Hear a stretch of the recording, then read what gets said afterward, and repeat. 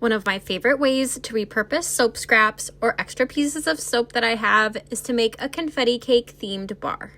Today I wanted to try two new things with this soap, the first being making it with a black background instead of a white and adding probably 3 times the shreds that I've ever added before. I don't know if you guys can tell quite how big this bucket of shreds is, but it was absolutely packed to the top and it was actually hard to get all of these shreds into the batter. Normally when I make confetti cake soap, I will make it with a white base to kind of look like funfetti soap, but this time I wanted to try black just for something crazy, new, fun, and different.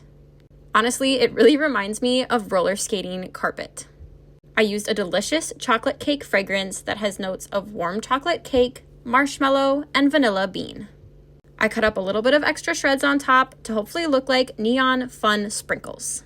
Yes, I promise, everything is soap. One of my favorite ways to stay low waste in my soap making is to take all of my extra scraps and shreds of soap and put them into a confetti cake themed bar.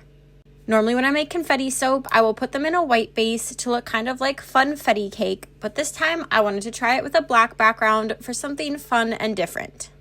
I also put about 3 times the amount of shreds that I normally do into this bar. If you missed the making video, I literally packed them in there. Like it was hard to even mix all of them into the batter.